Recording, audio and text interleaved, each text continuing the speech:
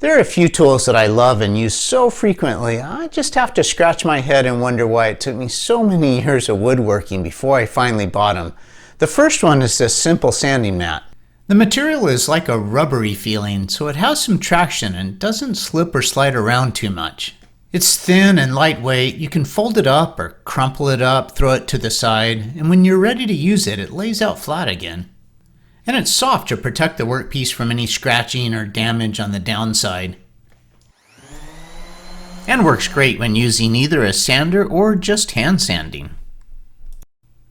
Before I got this, I was using a towel, which worked okay, but I would tend to slide around a little bit more, and it was also pretty difficult to keep the sawdust cleaned out of it. Or I would just clamp the workpiece down to the workbench top, or sometimes just put the piece directly on the workbench and try to hold it with one hand.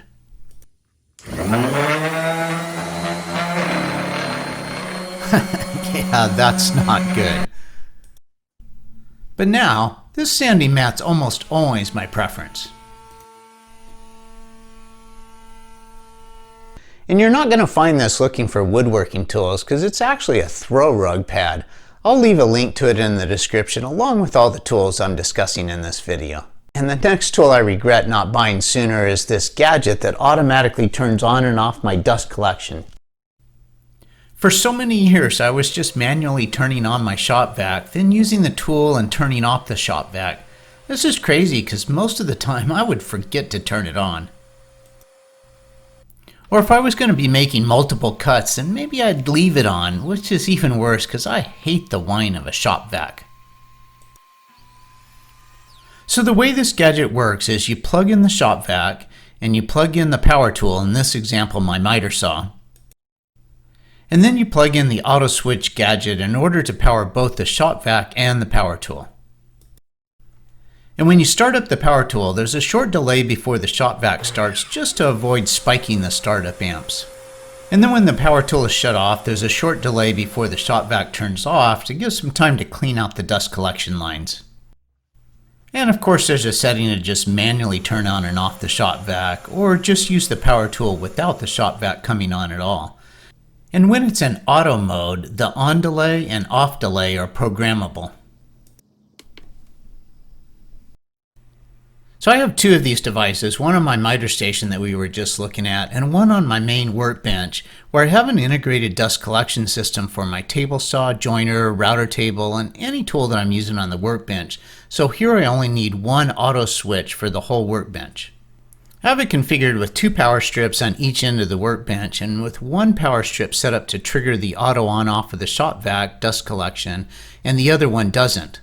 So for example, if I'm using my planer attached to the dust collection, then I plug it into the left power strip and the shop vac goes auto on-off with the planer.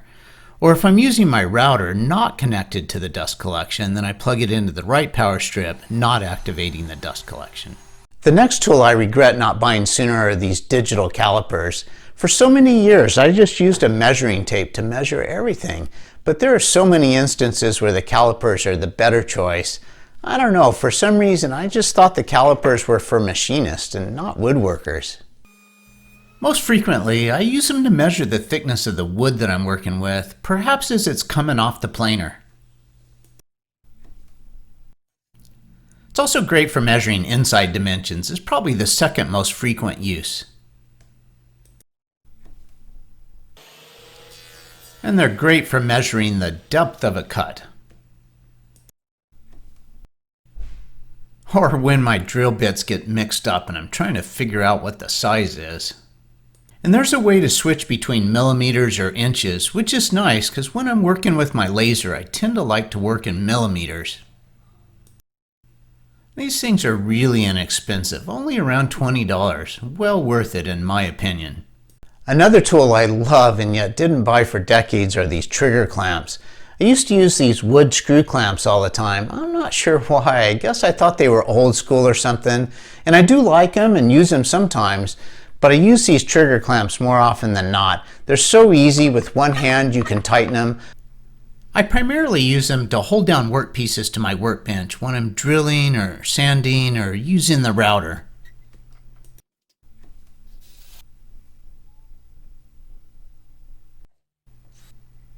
or to hold workpieces together to each other while I'm working with them.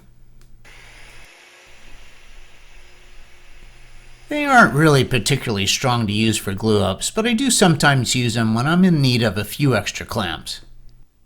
It also has the ability to reverse the clamping direction if you need to hold something from the inside out. They come in several different lengths, but I find that this one just seems to be the right size 90% of the time. It's labeled as a 6-inch clamp due to its max clamping size, and it's actually just a little over a foot long. The next tool is this digital angle finder. I primarily use it to set the angle of the blade on my table saw. After I started using it, my miter joint suddenly became so much tighter. The way it works is that you first establish the 0 angle on the table saw top, and then using its magnets attach it to the saw blade to get the exact angle you're looking for. It's significantly more accurate than just relying on the scale on the table saw. Here you can see when the digital angle is set to the correct 45 degrees that the indicator is incorrectly reading closer to 44 degrees. And it's especially useful when you're needing to set some non-standard angles like I did recently on a display case that I built using some strange angles.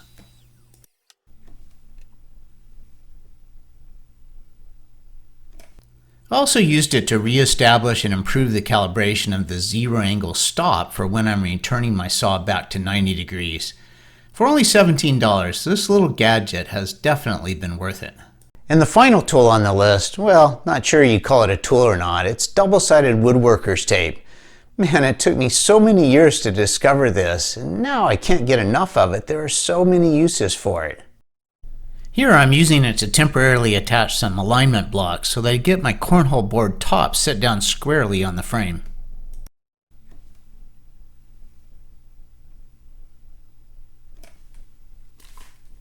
In this case, I'm using it to hold down my workpiece to a sacrificial base to use a trim router circle cutting jig. Here I'm using it to temporarily fix an arc cutting jig to my crosscut sled to cut a bent lamination to the right length. And here in this example to secure an alignment block while mounting the handles on a cedar chest.